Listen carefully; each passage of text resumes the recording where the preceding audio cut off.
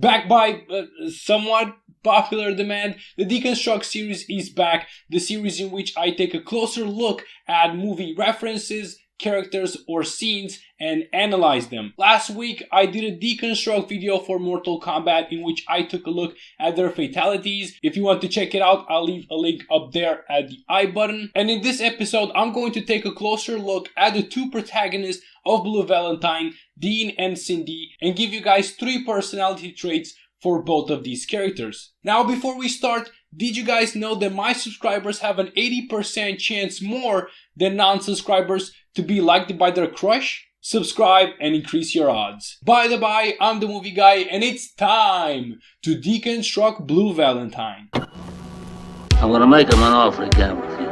I drink your milkshake. Why so serious? I am your father. You talking to me? Say what again? Are you not entertained?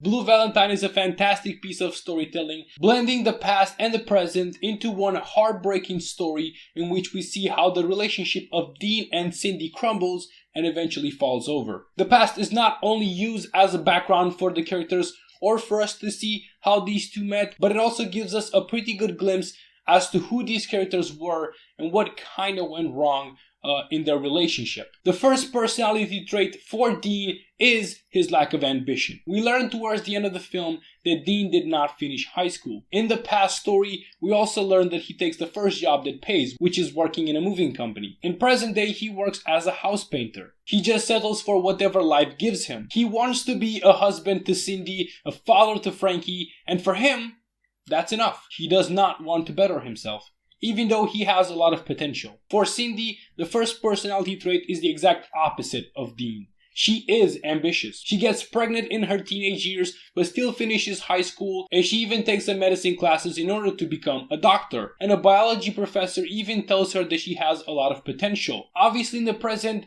she doesn't really reach that potential. She is not a doctor but a nurse, but you have to give credit where it's due. She does work in a medicine field. She also gives her all for the job. Her current boss even offers her a job in Riverdale. The disappointment comes though when she learns that, it's not because she is a good nurse that she is offered the part. The second personality trait for Dean is that he has become a bully. It isn't exactly clear what went wrong for Dean in order to become this bully, because in the past he seemed to be very compassionate and spontaneous, but in present day he just seems to get attacked by everything that Cindy says. Every time Cindy says something that he doesn't like, he bullies her with words, pushing her into a corner, so to say. He even blows a gasket when Cindy asks him why doesn't he want to do anything else than being a house painter. It's also mentioned that Dean drinks every morning before going to work, so the alcohol might have altered his behavior over time. Cindy's second trait is that she is inconsiderate with Dean. Now, one of the things that angered me the most about Cindy was her conversation with Bobby Ontario at the liquor store. Bobby Ontario is the former boyfriend of Cindy and most likely the father of Frankie. Now, in the liquor store, they exchange pleasantries. Now, I did not like that because Bobby Ontario, first of all, does wrong by Cindy. He gets her pregnant. He doesn't want to take part in any of this. He even insults her, so he's clearly a jerk. But more than that, Bobby Ontario actually beats up Dean pretty badly. Now, if one of your ex beats your current spouse and you still want to exchange words with him at a liquor store or anywhere else, you're kind of a jerk. And so was Cindy here. And the defining personality trait of Dean, and the last we're going to touch upon, is that he is kind. Dean is a good guy. In one of the first scenes from the past, Dean helps an old guy named Walter move from his big house over to a small room in a nursing home, and he decorates the room for Walter. Dean decides to add a quick touch to it by decorating the room for Walter,